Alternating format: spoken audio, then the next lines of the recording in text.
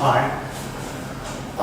In this lecture, I would like to talk about the friction force, which is an important interaction in daily life.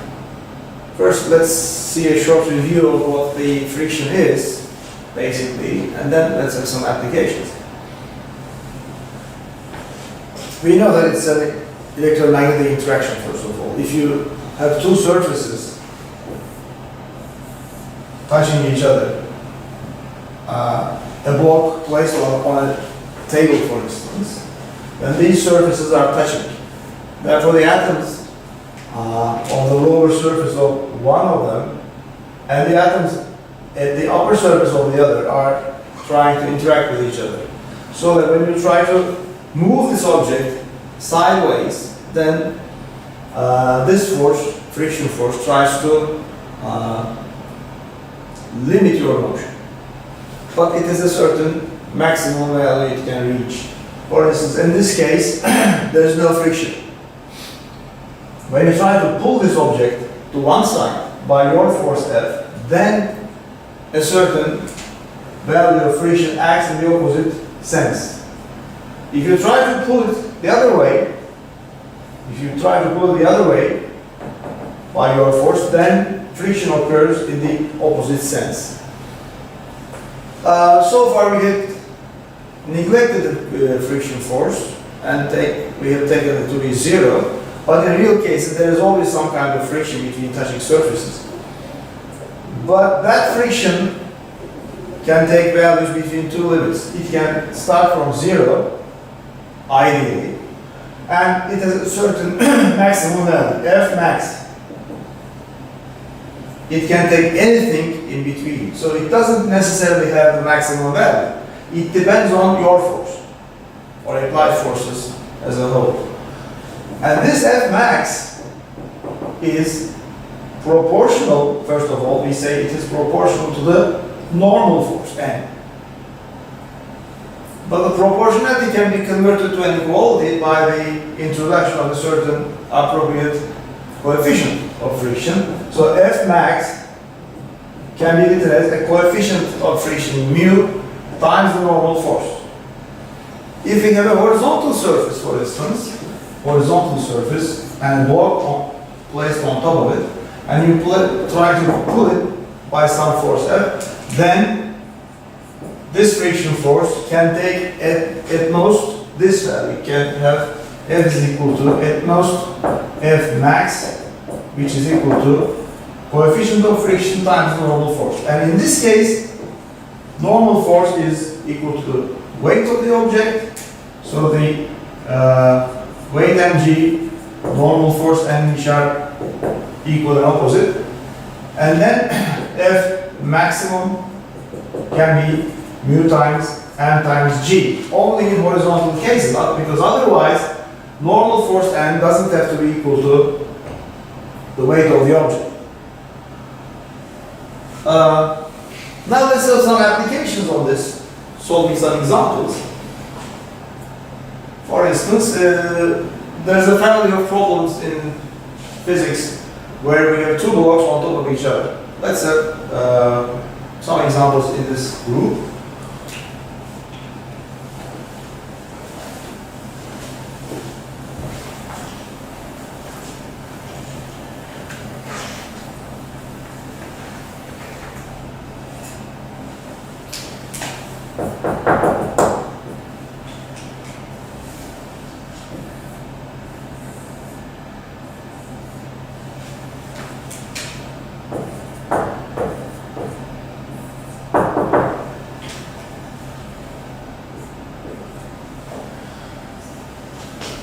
Two blocks of masses M1 and M2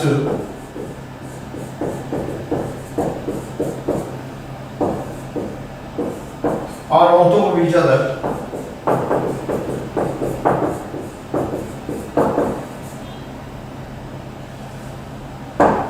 There is no friction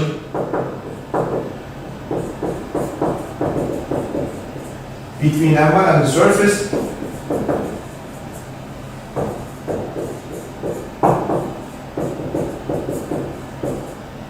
but the coefficient of friction between the blocks is mu.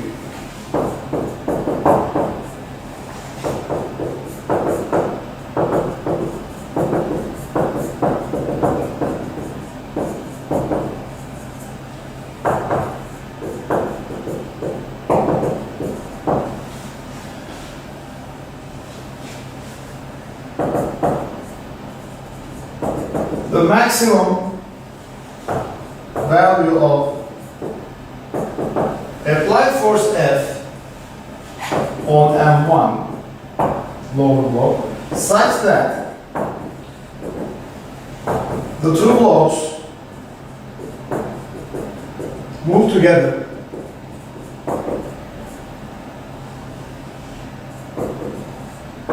is, let's say, F1. So F1 is the maximum force you can apply on the lower block so that they move together. A, draw the free body diagrams.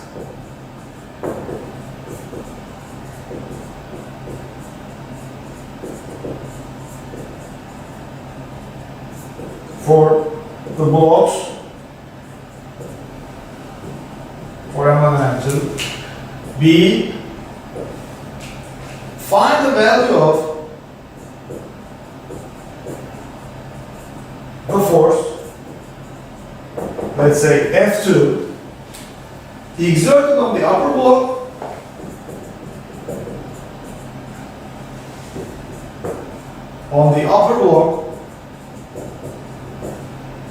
such that they move together.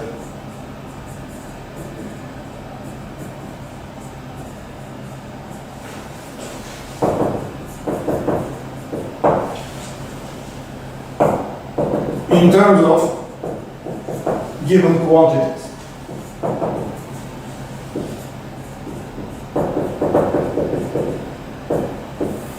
So this is the problem. And we understand that we have two blocks.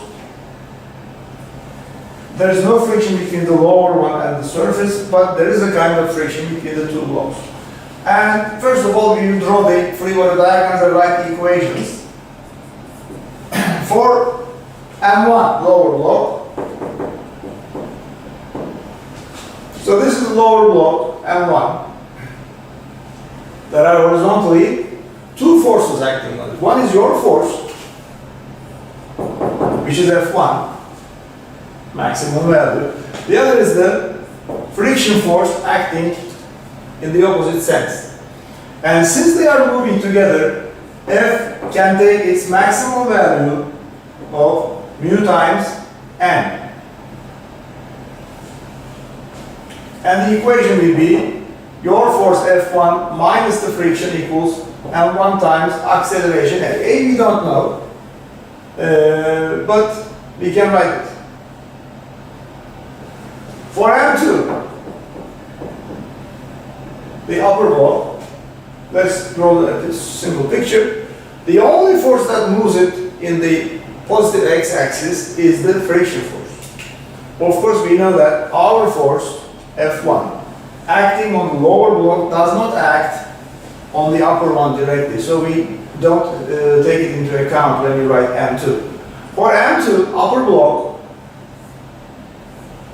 the only force moving it to the right is the friction force between them. For instance, if there is no friction at all between the blocks, what would happen? You would just pull the lower one under M2, M1 would move, but M2 would just fall down without any interaction with the other block. So it is the friction force that moves M2 to the right. And the equation will be just F equals M2 times A. Of course, these accelerations are the same, A and A. They are not different values because they are moving together. They move together. So moving together for the two objects means they have the same acceleration. Of course, same velocity, but velocity doesn't enter here into calculations.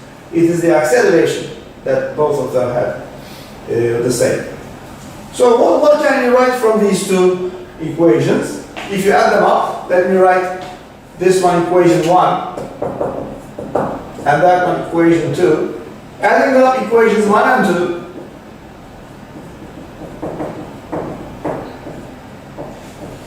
2, you get, after the cancellation of f's, your F1 will be just the sum of masses and the acceleration.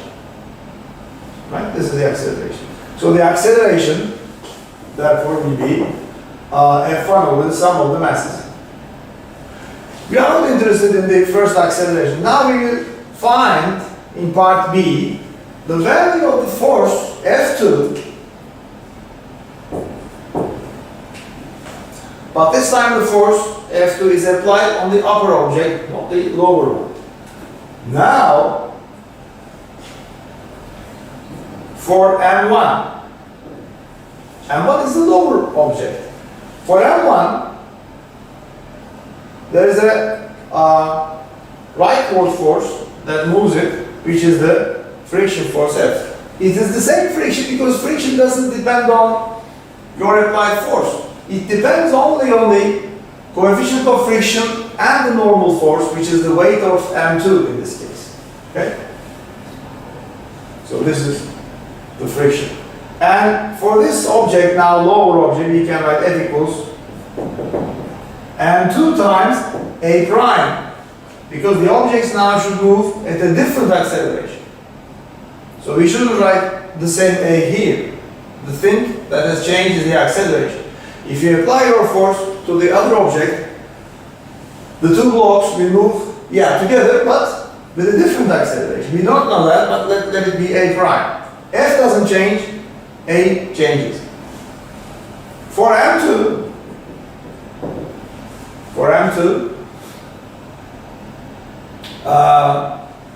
just the roles have changed. For M2 we have a force to the right, which is the new one, F2, which is unknown, and to the left, the same friction acts. So that the equation, new equation for M2 will be F2 minus F will be M2 times, sorry, this is M1, this is M2, and the same acceleration, M2A prime. Okay. If you add them again F2 will be M1 plus M2 times A prime. But what is A prime? In order to find A prime can be found by the friction force. Because friction force F is on the one hand mu times M2G, on the other hand it is just M1A prime. So together we can have M1A prime equals mu M2G. So we cannot cancel anything. So A prime is just the ratio of the masses M2 over M1 times the coefficient times the gravitational acceleration.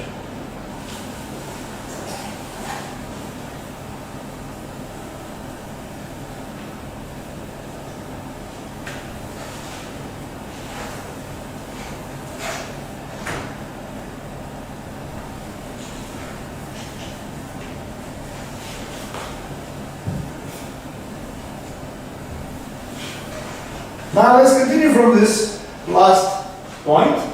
A prime is determined in terms of the other parameters. But what is F2? F2 is sum of the masses times the new acceleration. The new acceleration is M2 over M1 times mu times G.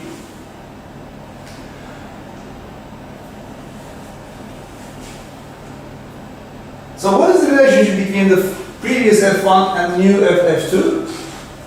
This much is the same.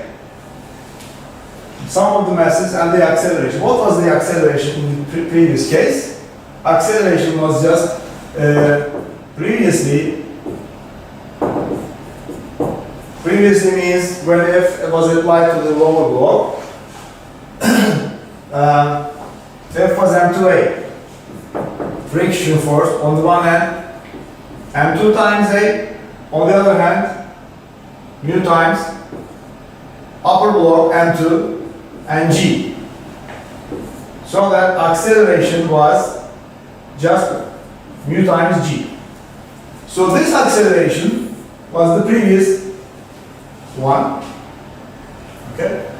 So if you look at the result as the product of two parts, m1 plus m2 and mu g, one term, m2 over m1 the other term. But this red part is just the previous f1.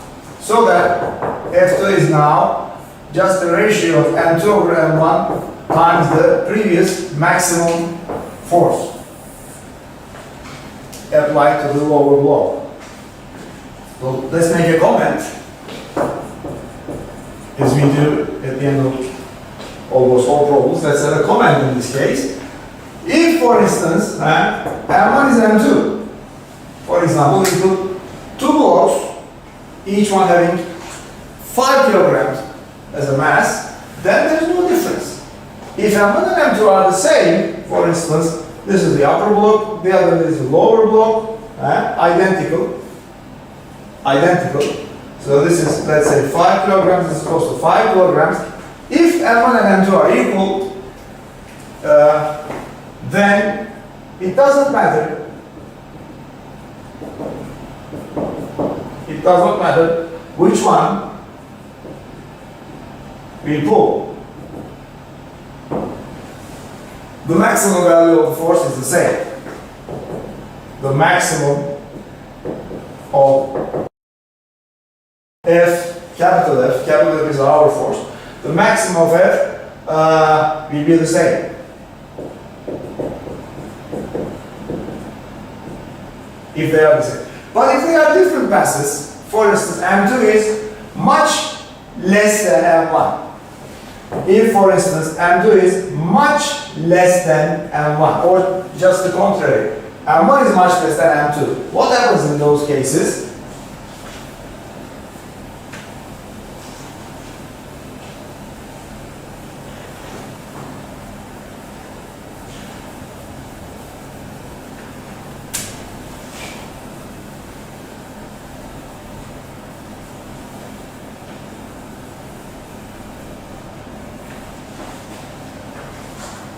If m2 is much less than m1, for example, when we have a very big block, on top of it a very small one, m2 is much lighter than m1, for instance. In that case, the force that you have to apply on the upper one will be much less than the necessary force that we apply here. For example, if you apply such a force F1 so that they move together, and instead of this, when you apply a force to the upper one, a very small force by this ratio will be enough for the two blocks to move.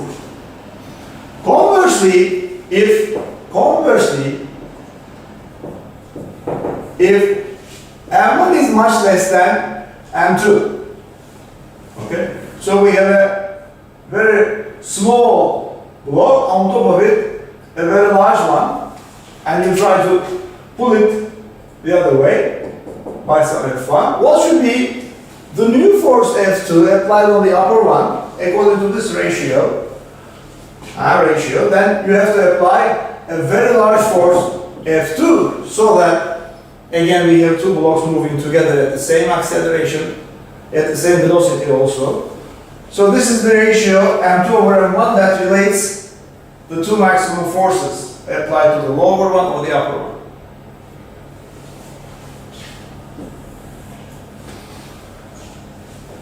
Let's have another problem where we have two objects, the wedge and the block sliding on it.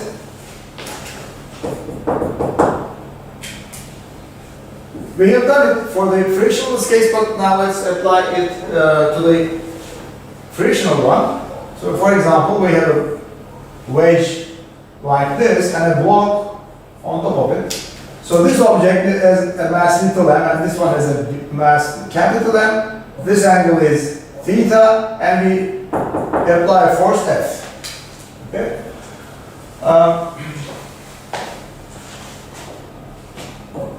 a block of mass m. Please don't confuse the m's. There are two m's. Capital M for the wedge, little m for the block, and the angle theta and your forces F. There is no friction between the wedge and the surface. And first we have the frictionless case between the blocks, and then we will introduce the friction and see what happens or what changes. A block of mass m is placed on top of a wedge of mass capital M.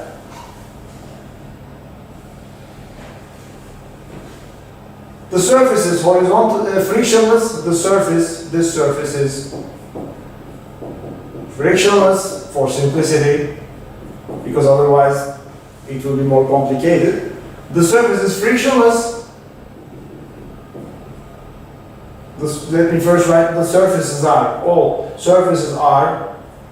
all frictions. Find the necessary force capital F such that they move together. First we will solve the easier version and then introduce the friction. So what we mean by this? Find the necessary force F such that they move together. For example, you may have the lower object, this wedge, smooth surface, and another object placed on top of it, also smooth surface. If you leave this upper object, it slides down. But if you want these objects to move together, then you should apply a force. So they should move with an acceleration. Otherwise, without an acceleration, it is impossible for these two blocks to stay together and move with the same velocity, same acceleration. So what we want is the following. Let me draw the subsequent instances here. For instance, here at the beginning, here is the wedge, and the block is, let's say, placed at the top. And we are pushing it. We are pushing the system lower one by some force. We will find it.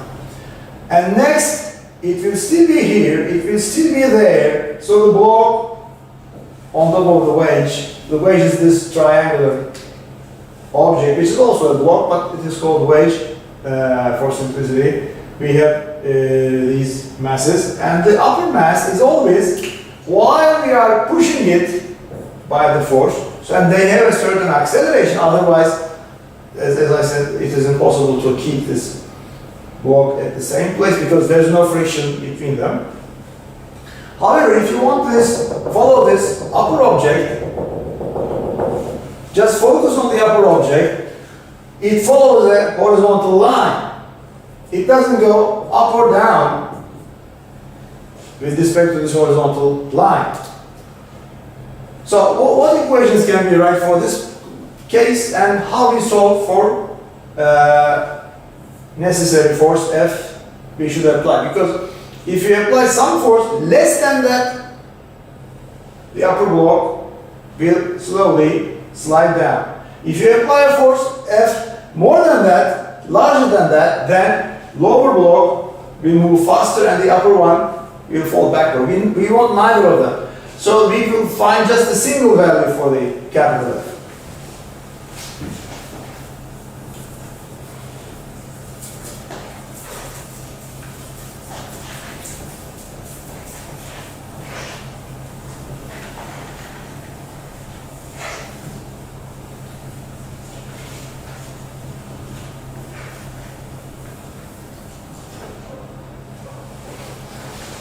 Again, we have to draw the free body diagrams and write the equations necessary for these. For M, let me say, for the upper object. So this is the object, and let me draw the X and Y axes for this object. Let me put just an XY system on the upper object. and let it move together with it.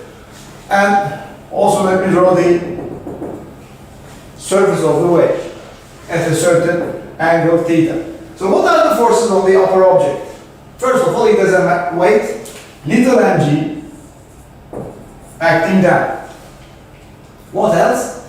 There is a normal force acting by the wedge on the upper one. Of course, it's a mutual relationship because the upper one will do the same. But now we are interested in the upper block, so that we have to draw the normal force. Let me write normal force as little m, as our book does. So these angles are equal. So if you follow it as a right angle, if you turn it by some theta, it does also here. Okay? And that's all. On the upper object, these are the only forces. So what are the equations we can write for this in x direction? In x direction, it is just the horizontal component of the normal force, which is n sine theta, n times sine theta, which is little m times acceleration. We don't know n, we don't know a. However, this is the only thing we can write. Of course, let me emphasize that your force F acting on the lower object does not act directly on the block. So we don't draw any F, any capital F for the upper block. In y direction, what happens? In y direction, since it has to follow a horizontal line, there should be no net force on the block vertically. So that this component, vertical component of n, which is n times cos theta, should balance the weight of the object. Because if mg is greater than n cos theta, it will slowly move down the wedge and will slide down. We don't want it. N cos theta cannot be larger than mg because it is impossible in this case, or we don't want it. So by dividing them, for instance, by dividing them, we can get the acceleration. Okay? If you divide these equations side by side, the unknown n's will cancel, m's will also cancel, so we can find acceleration as g times sine theta over cosine theta. We will use it, but let it be aside now. What about the other object? For capital M. For capital M, we are not interested in what happens vertically. If there were some friction between the surface and the wedge, we would also be interested in the vertical forces also. But now it is enough to write the horizontal forces. X direction is enough. Let me write it like this. X direction, to write the equation in the x direction is enough for the wedge. We are not interested in the vertical forces. So there are two forces acting on the wedge. One is your force, let me draw it, your force F, which is unknown, and the n cos theta that we have, n sine theta that we have written here will act in the opposite sense. So n sine theta will move the upper object to the right, but we'll try to prevent the lower object from moving rightward, and it acts in the opposite sense. And of course, capital F is larger than that, so that the net force is F minus F, which is capital M times acceleration, and this acceleration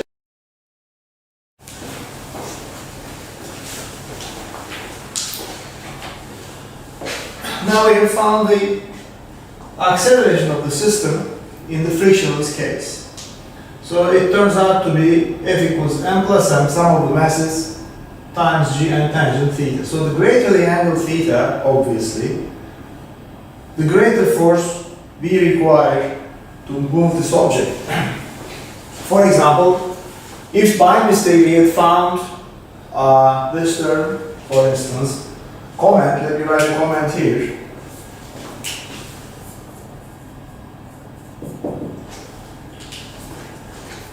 have tangent theta in this product, the greater the angle,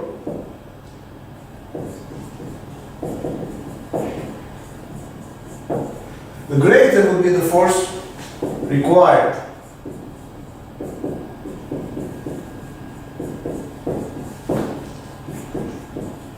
Force F required to move them together. If by mistake, for instance, we had found as cosine theta here, for instance, F is equal to sum of the masses G and cosine theta, this would be a big error because as we know, as the angle increases, instead of such a wedge, we may have a wedge like this with the block, or a wedge like that with the block. So the difference is the angle theta. So this angle theta is quite different in the two cases. The correct way for this force is finding by the tangent of the angle. Sine theta, for instance, wouldn't be a big error because sine and tangent both increase as the angle increases. As theta increases, sine theta, tangent theta increase. However, cosine theta decreases. So if by mistake we write the cosine theta here, it's a big error because it means you would need a larger force for this case than the other one. Of course, in the two cases here, a very small force is enough for this case, but quite a large force F is required in the larger angle case. So tangent theta satisfies this condition. So this is the end of this frictionless part. Now let's consider the part where we have a friction between the two blocks. So let me continue from here. Again, our purpose is to keep moving these two blocks together, okay, during the motion. But in this case, there will be a friction, coefficient of friction between them.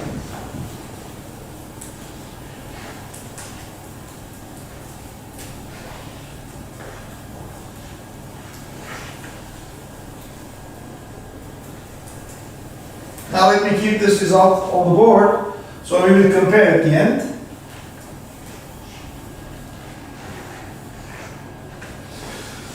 Now let us write the equations and draw the free body pictures, diagrams for the two blocks. Now in this new case, find F in case that the coefficient of friction between the blocks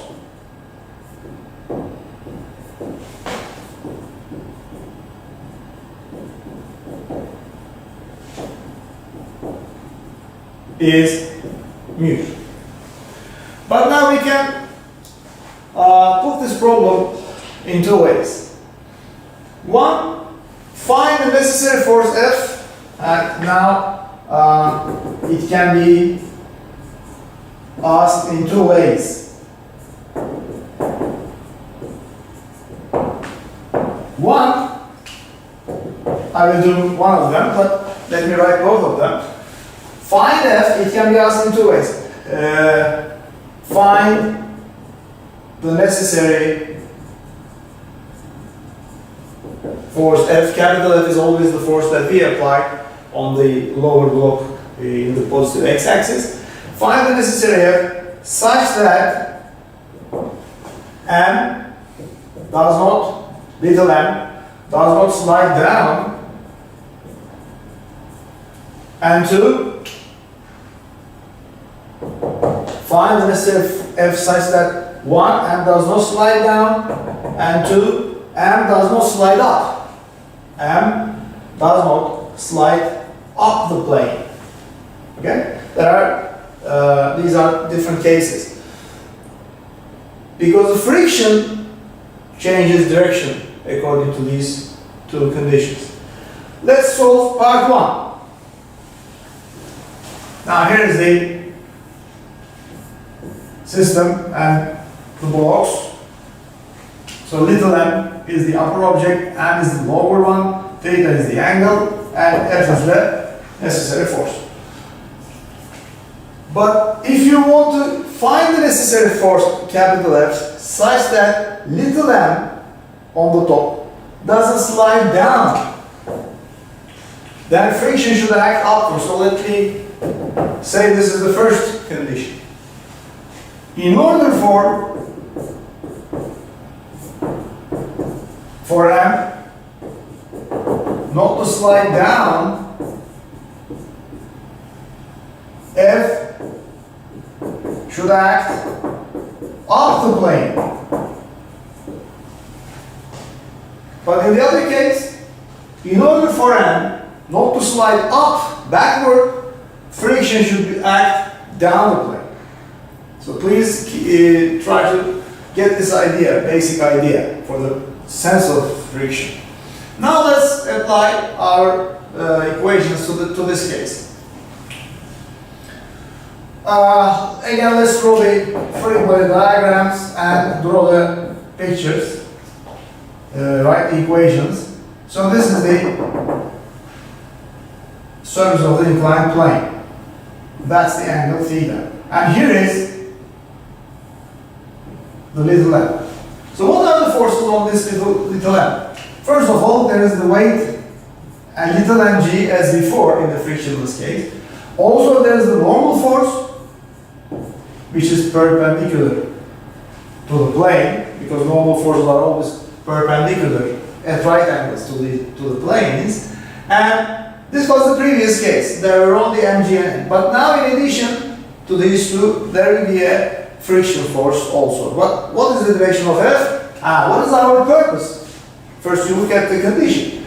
We want the object, little m, upper object, not to slide down, so that friction force should act up the plane. Therefore, friction should be acting in this sense. However, if you were given the second condition, if you wanted to have little object not to slide up, it can slide down but not upwards, not backwards, and then F would be acting down the plane. But let's solve for part 1, case 1. Alright, let's look at the angles. Theta, therefore this is also theta, this is also theta. Well, what are the equations in x and y direction? In x direction. So, there is a force acting to the right and a force acting to the left. And the difference, what is that difference? N sub x minus f sub x equals little m times a. X components of the normal and friction. But we can write it in a new way using the angles. And x is n sine theta. N sine theta. Minus f cosine theta. That should be little m a. But we can go one step further here. One step further, because we know that friction can be written for the maximum value. Friction can be written as mu times n. Okay? Coefficient times normal force. So this F, also, F can be written as mu times n.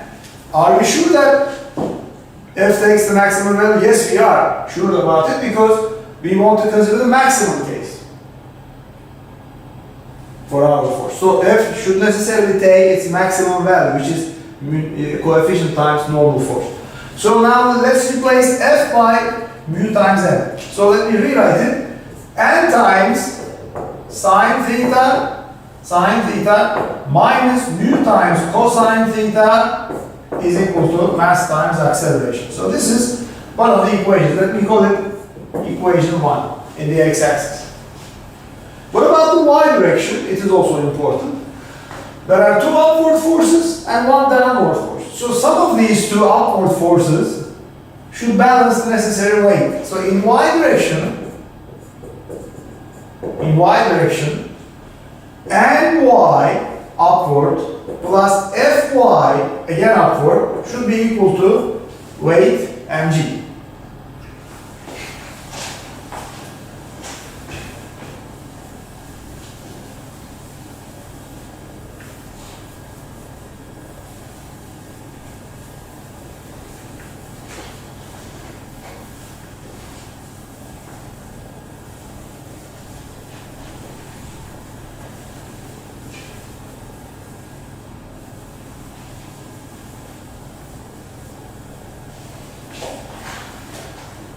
Let's go one step further again, applying the same idea here using the angles. And y, what is ny? It is n times cos theta, n times cosine theta, plus Fy is f sine theta because the angles are accordingly these two angles. So plus f times cos theta, sine theta,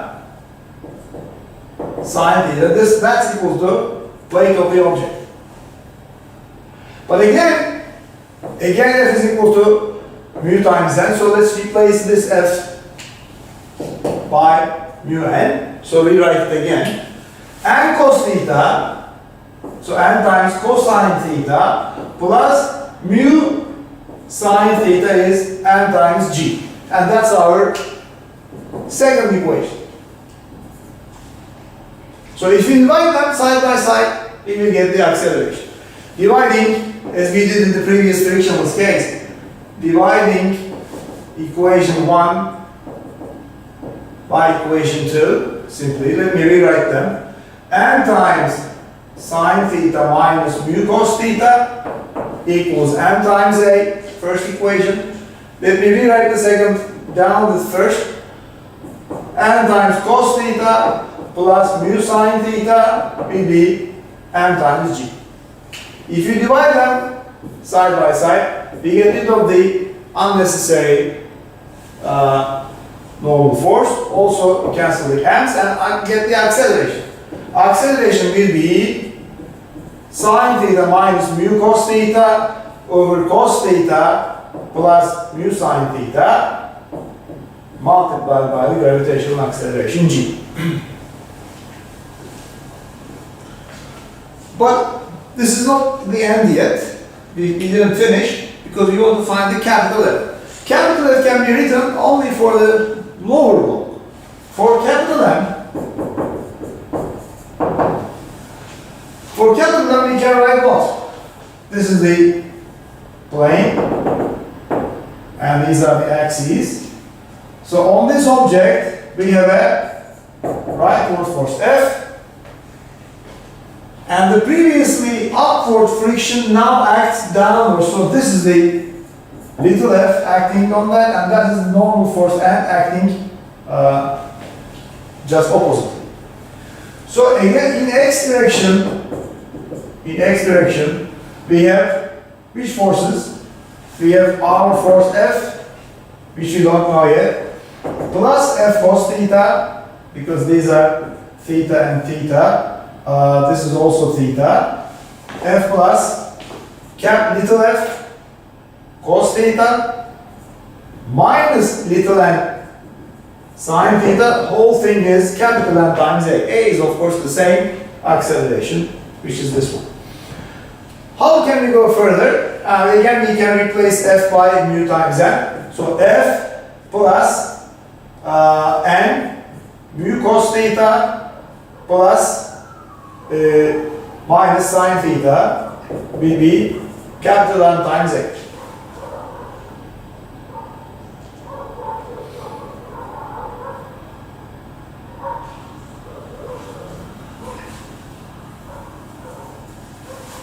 If you look at this equation, number 1, this one, n times this parentheses, sine minus mu cos, we have negative of that here, mu cos minus that. So just this part is negative on the right hand side, minus n times a. If you compare it with equation 1, this parenthesis sine theta minus mu cos times the normal force is just negative of this here. So instead of this whole thing, we can write minus ma, so that we can write capital F, take it to the other side, capital M plus little m times the acceleration. Let me continue here.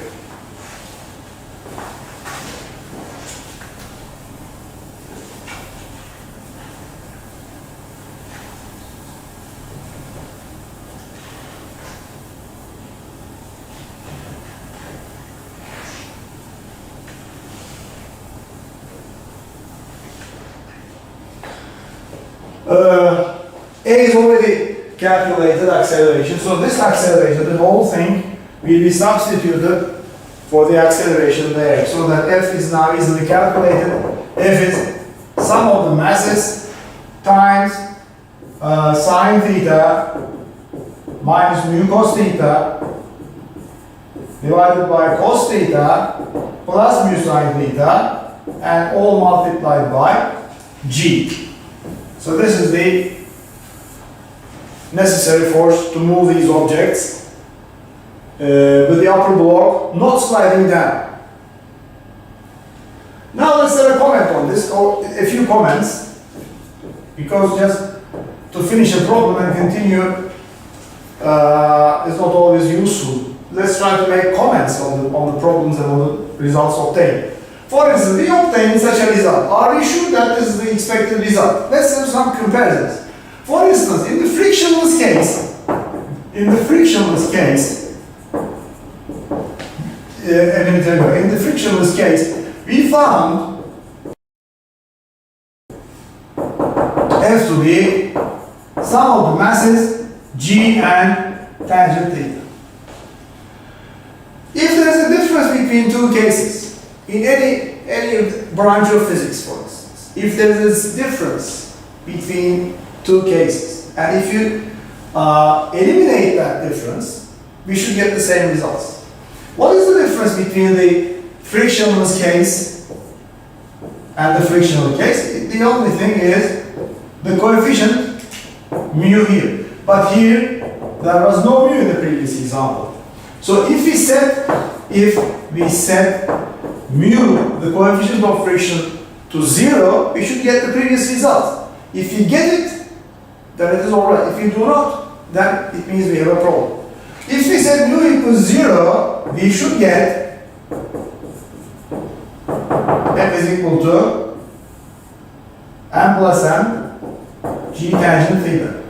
Now this is our long result.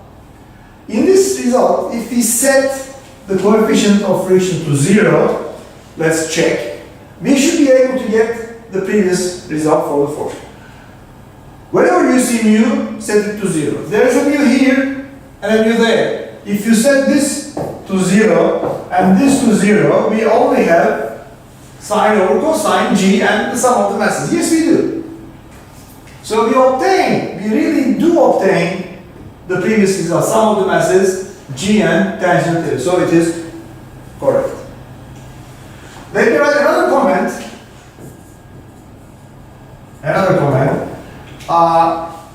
As I said previously, there can be two ways to ask such a question.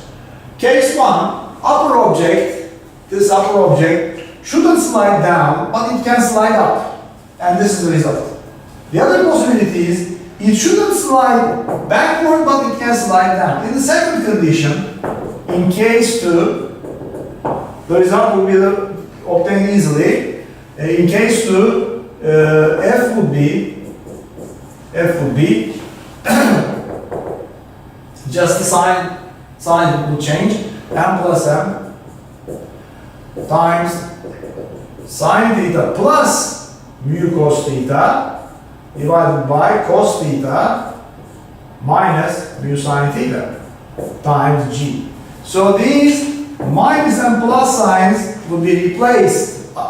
Plus sign in the upper part, negative sign in the lower part. But in the lower part, or in the denominators, whenever you have a negative sign, whenever you have a subtraction in a denominator, you should be careful more and more, because if these two terms get equal by some way, then we have a trouble, because the denominator would go to 0, so the whole fraction would go to infinitely high values. But we should be sure that mu cannot be equal to cos theta over sine theta.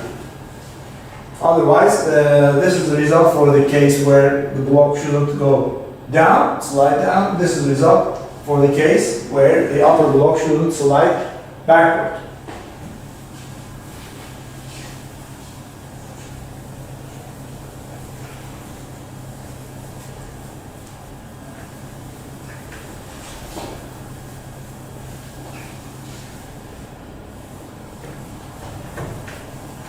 Now let's have a comparison cases, again, with friction and without friction. Let's have a very simple case and apply the comparison.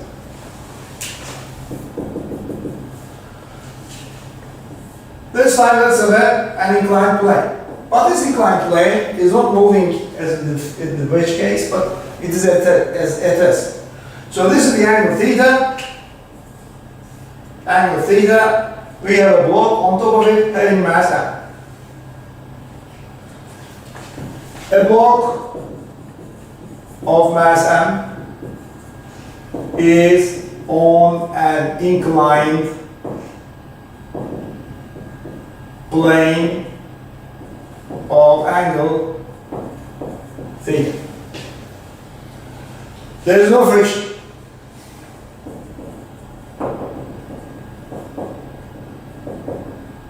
Okay. What is the force necessary to hold it at rest? Part A. Of course, after drawing the free body diagram, writing the equations, find the force F parallel to the plane,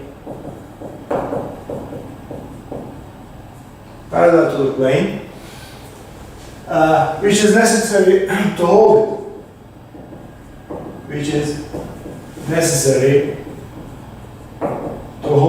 it, the block at rest. Let's first solve part A, and then continue with the next part with friction. So it is obvious how to solve it. This is the mass m, weight is mg. Of course, we draw the components in such cases. And we know that this mg, since we have to use a system like this, xy axis should be tilted, a bit rotated, to make it easier to solve. So we don't have a parallel, a horizontal x, but a tilted, rotated x and a perpendicular y. So that this mg has, of course, two components. So this is like a rectangle.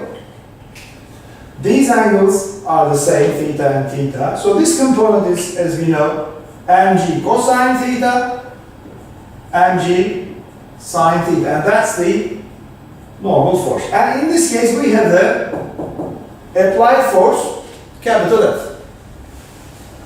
Of course, these should be equal and opposite along the y direction.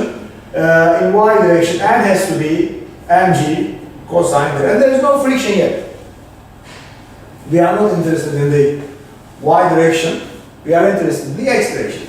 If this force equals that one, if F is just equal to mg sine theta, then the block stays at rest.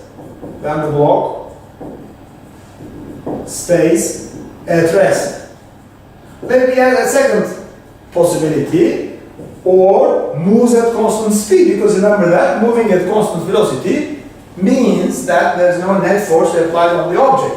So let's not lose that possibility. Let's take it into account. Then the block stays at rest or moves at constant velocity. So this much we know. And here is the condition. F has to be mg sine theta. That's all. Now what about part B? Part B is a case where there is some friction.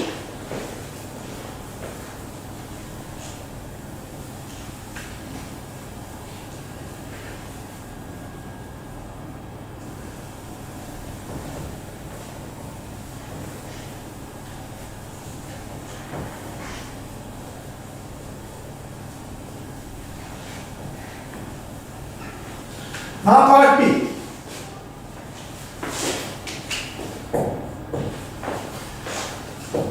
Again, find F, find the value or values, if more than one. Find the value or values of F necessary for holding the block at rest,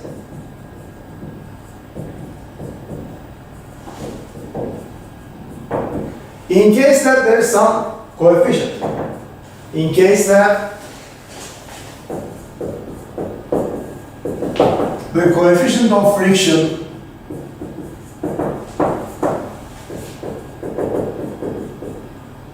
between the block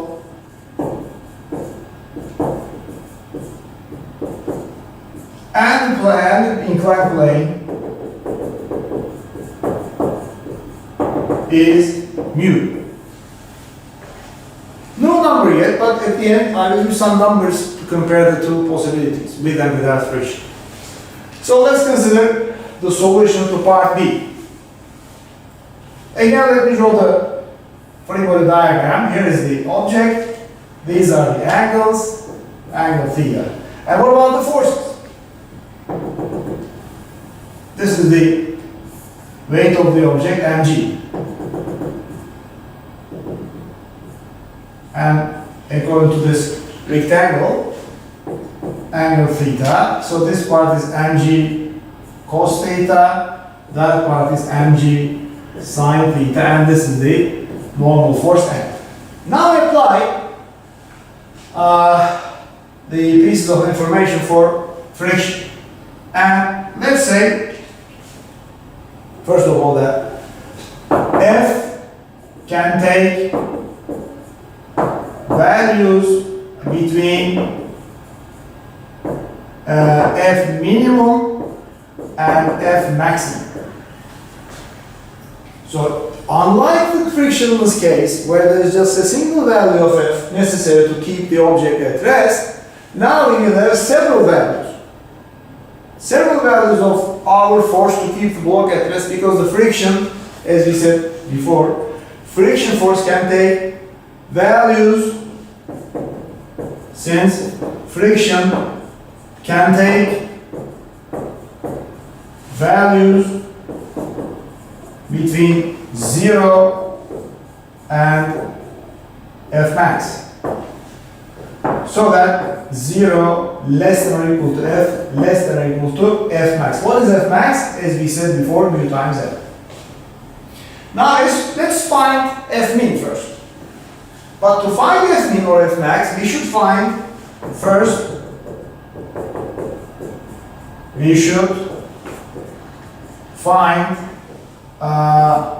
F max, friction maximum, which is mu times F. What is N? N is, as before, N is equal to mg cos theta. So F is equal to F maximum is equal to mu times M times Gn cosine theta. But there are two important things for friction, maybe. One is F doesn't have a single value. This is not the necessary value for F. It is the maximum value. It can take, it doesn't have to have always this much. It can be less than that. Second thing is friction can change direction depending on the case given.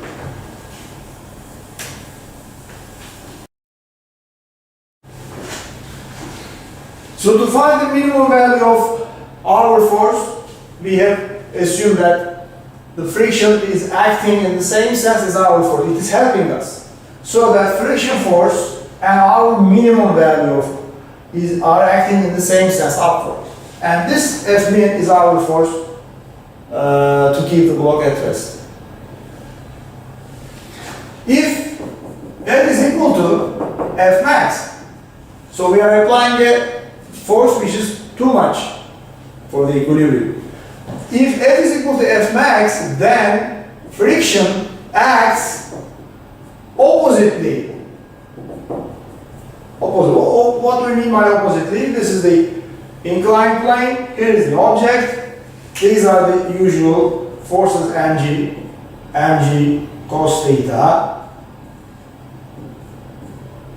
mg sine theta, and normal force, as before. But in this case, we apply a high value. So for instance, our F is, let me draw a larger, longer vector for our force. So this is our F max. It was F min, now it is the maximum we can apply for the equilibrium. In this case, this friction just changes direction and acts down the plane, but with the maximum value at mu times n. So now our F max should be equal to F plus friction plus mg sine theta. So F max now turns out to be mg times mu cos theta plus sine theta. Or if you write it the other way, first sine, then cosine, then you write it the other way to compare with the previous result. Mg times mu cos theta plus sine theta. So if you compare them, here we have a subtraction, here we have an addition for the maximum we can apply for the equilibrium. Now let's give numbers to compare.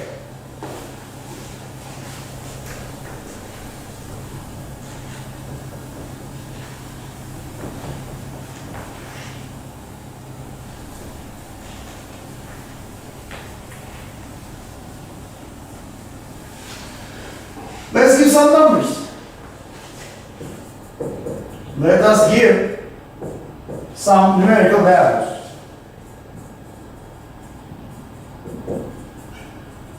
For instance, let M be 20 kilograms, G be 10 meters per second squared, mu is 0.5 coefficient of friction, and angle theta, let it be 37 degrees, so that sine and cosine, sine 37 is 0.6 and cosine 37 is 0.8. So these are given data. In the frictionless case, in part A, remember we solved for the frictionless case. In part A, for the frictionless case, F was what? Mg sine theta. Numerically, 20 for M, 10 for G, sine is 0.6. So it is 120. So F is equal to 120 newtons. If you apply a force, for instance, 121 newtons, the block is starting to go upward with this small acceleration. If you apply a force 119 newtons, for instance, it is not enough to keep it at rest, then it starts to slide down with a little acceleration. So it is the only value, 120 newtons, that's it.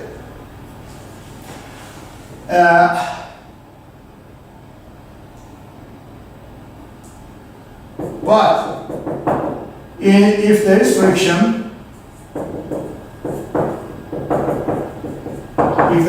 what happens? F can be between anything between F minimum and F maximum. Let's find the values of F min and F max.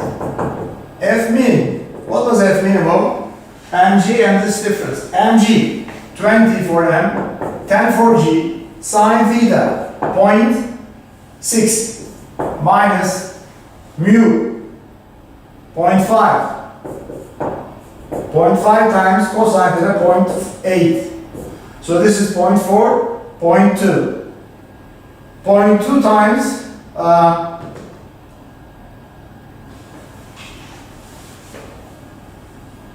200, it is 40.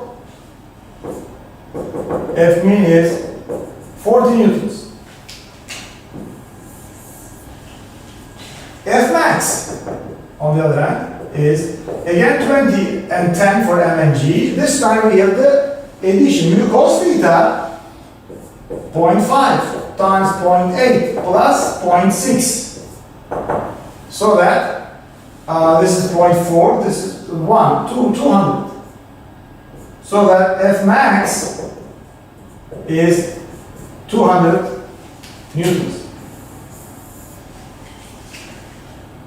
If you look at the numbers, 120, 40, and 200, what do we get? 40 is, this is 120 minus 80, this is 120 plus 80. What is 80? 80 is the maximum value of friction. Because friction is mu times m times g times cosine 37. Mu is 0.5, m is 20, g is 10, cos 37 is 0.8. So 200, half of it, 100, 80% is 80. So what we conclude from here, we understand that in the frictionless case, only single value is needed to keep the block at rest. That single value for these data turns out to be 120 newtons. Even a little less and a little more would change the position of the block on the inclined plane. But if there is friction, you may apply several values of F, not a single value, but a range of values. If there is friction, you may apply a range of forces F to keep the block at rest. Okay? So it is just 120 newtons for the frictionless case, 120 minus 40, which is 80, 120 minus 80, which is 40, is the lower one, lower limit, F, and 120 plus 80, which is 200 newtons for the maximum value. For example, if you apply, let me write another comment here for instance, another comment. If we apply, for instance, if our force is what? 64. If our force is 64 newtons, what is the friction force? Friction can have anything between 0 and its maximum value. What is the maximum? 80. What is the total force we have to balance? We have to balance mg sine theta. What was it? 120. But our sum, our force and the friction should add up to together to balance 120. If our force is 64, friction will be 56, for instance. So that the sum is 120. If our force is, let's say, 93 newtons, what is F? F is the rest. F is 120 minus 93, which is 27 newtons. And 27, 64, etc. can be the values that friction can take. So friction doesn't have a single value every time. It can take a value depending on your force, depending on the situation. And this is the condition. So if there is a friction between the two touching surfaces, friction can sometimes help you, can sometimes work against you. If you apply too much force to the block, then friction changes direction and it acts against you.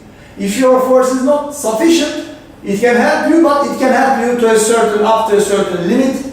That certain limit is its maximum value. In this case, it is F is equal to mu times n, always. It cannot have anything more than mu times n.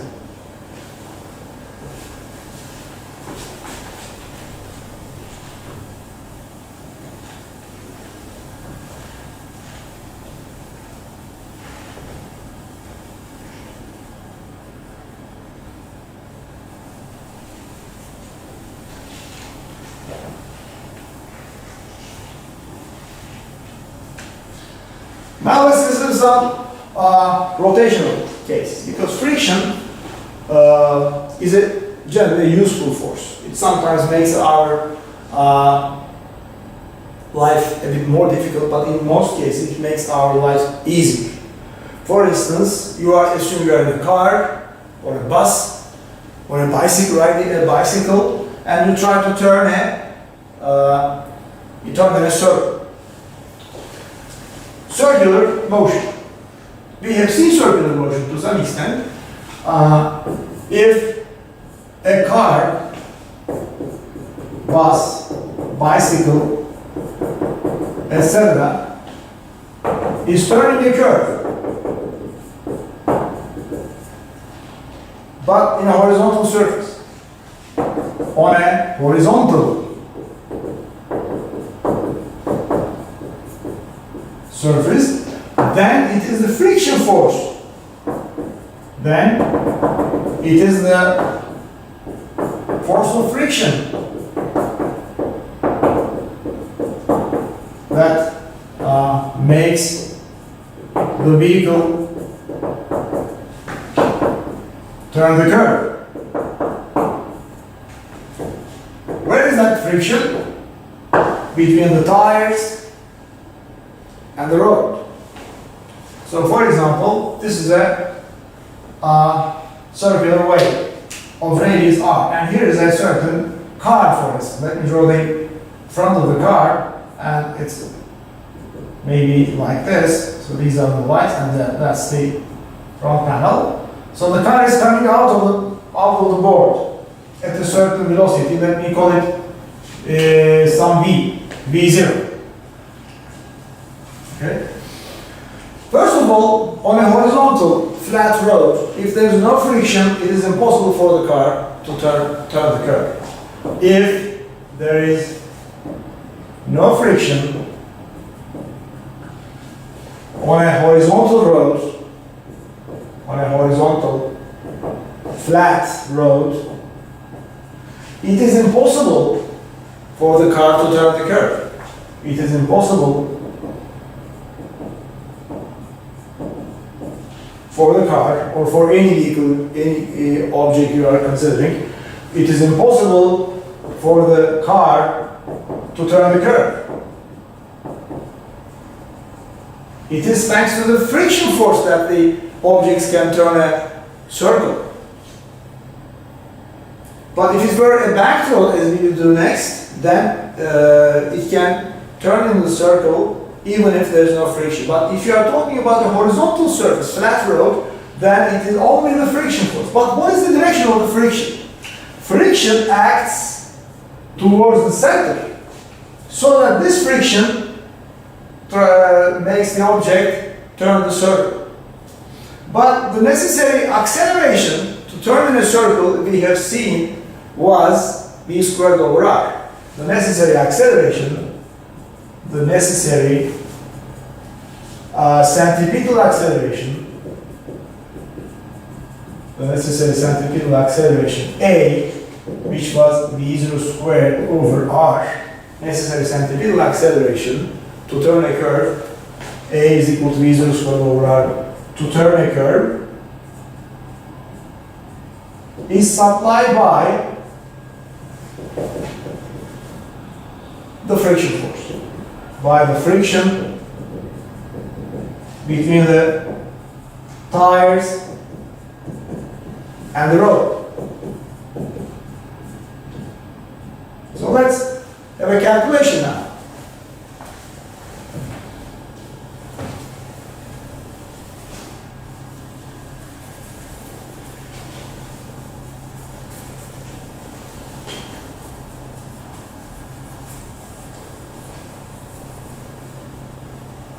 So put it as an example.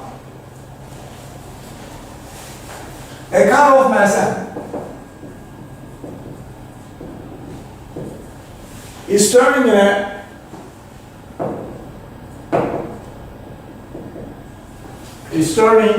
in a horizontal circle of radius r.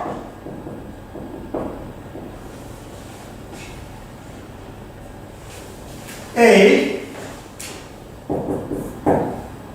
draw the free body diagram and write the equations.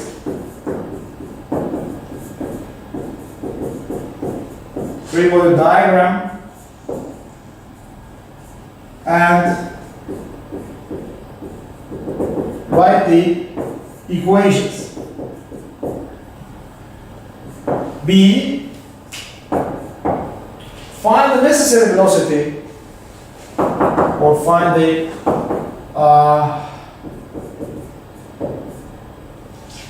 maximum, rather. Find the maximum velocity Vm V capital M, for a safe term.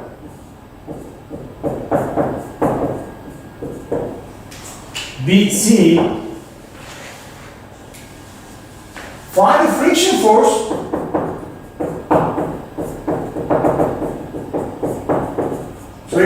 F in case that the car moves at V is equal to V maximum over 2, because it doesn't have to move, rotate only in the maximum velocity. If it turns at half of the maximum velocity, for instance, what should be the value of friction? Because we know that friction doesn't have a single value every time. It can change between 0 and maximum.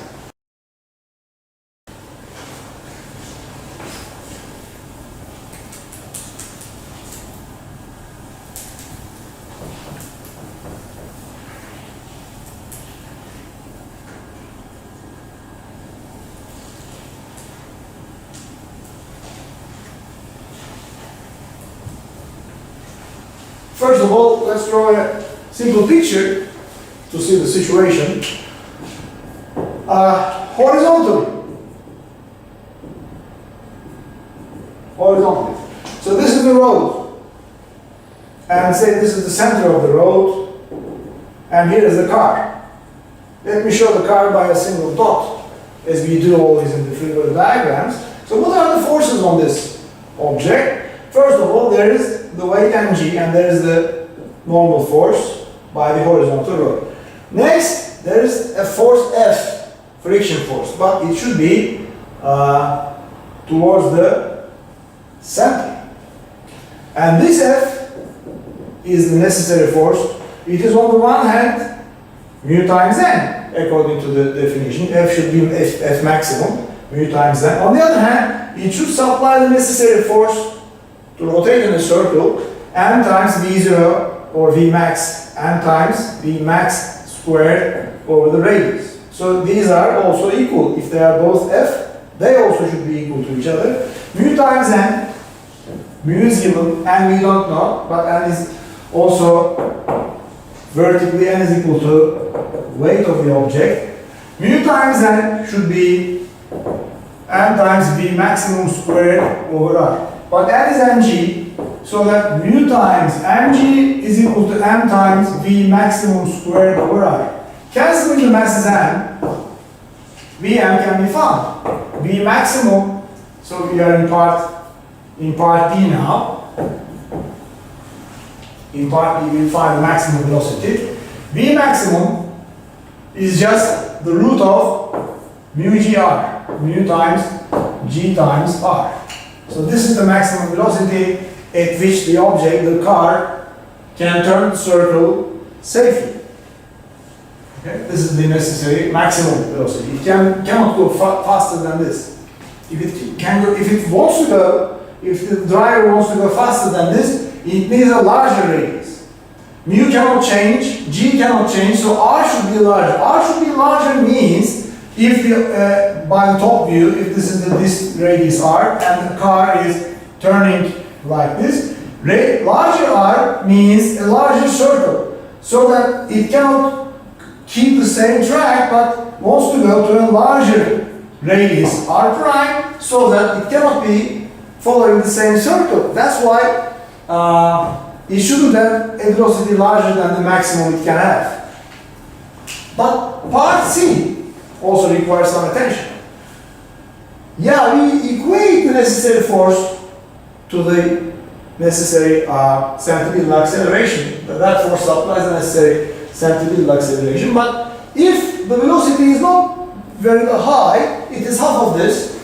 If v is equal to v max over 2, for instance, then how do you write the new equation? Then F is just mass times new velocity, Vm over 2 squared over r. Little r again, capital R again, and we have a 1/4 coming from this 2, and Vm squared is mu times g times r. There's only a cancellation here. so that F turns out to be mu mg over 4. But what was mu mg? Mu mg was F maximum. In this case, now F is F maximum divided by 4. Comment. If velocity cuts in half, is cut in half, if velocity is cut in half, drops to 1/2, if velocity drops to 1/2,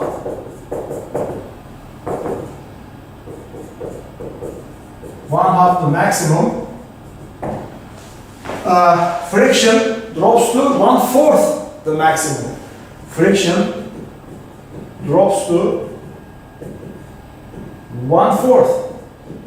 It is not a linear relationship because it depends on the square of the velocity. 1/4 of F max. So this is also an important idea. That's why the drivers are warned not to go faster, especially in turning curves, because increasing the speed is a kind of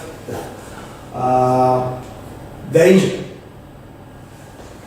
Increasing the velocity too much, more than enough for that curve, is an important source of danger.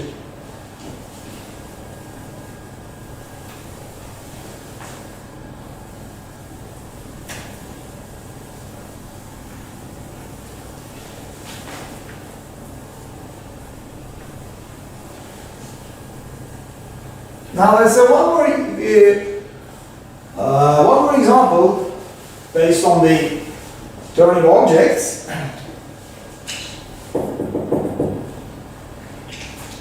Let me draw a cylindrical vessel.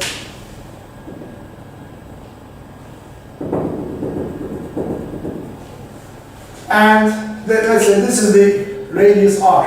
And here's a person of mass m. In some amusement cars, parks in some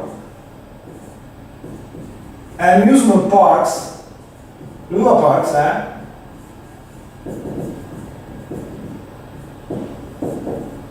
there is a cylinder of radius r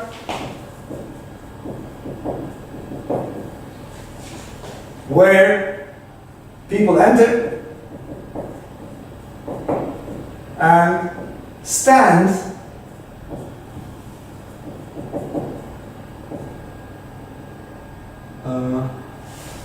leaning on the wall without any rotation. Then the cylinder starts to turn. When it comes to a certain necessary velocity, when the velocity reaches a certain value, the floor drops, but the people do not fall. Instead, they are pinned on the wall, on the cylindrical wall. The coefficient of friction should be given, of course. The coefficient of friction between the person and the wall is, let's say, mu. Find the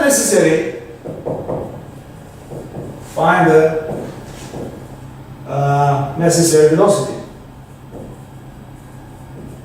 v0, for instance, for not falling down.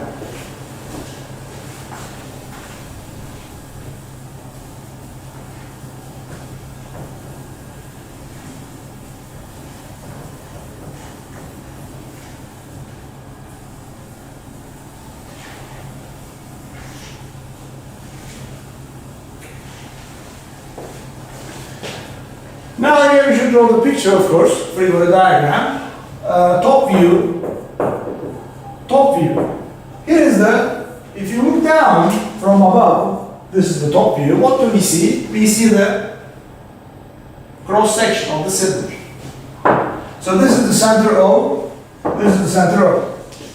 And here is the person. Here is the person. That is the radius R. And there has to be a force on the person towards the center. That N has to be what? N has to be equal to M times mass of the person times V0 squared over R. Horizontally. This is horizontal. That normal force should supply the necessary force to rotate in a circle. But vertically, what do we see? Vertically, here's the person. Let me say this is the center of the cylinder. Here is the person, and there is a force this way, N, yes, but also the person's weight, mg, and the friction force now acts the other way. So they also should be equal. F should be equal to mg for not falling down. So F should be mg for the person not to fall down when the floor goes down. But also this F has to be mu times N. What is that? N is the condition, N is the force that satisfies the condition for turning in a circle. So F is, on the one hand, M times G from the vertical condition, and also mu times N, which is mv0 squared over R from the other condition. So these also should be equal. Therefore, M times G has to be equal to mu times M V0 squared over R. So we cancel the masses only, and we want to find the velocity. Velocity V0 is square root of GR over mu. G times R over mu. So this is the maximum velocity that the person can have without falling down vertically and also following the circular track. Let me write another comment here. As we see, mu is downward in the denominator. Comment. Mu appears in the denominator as required because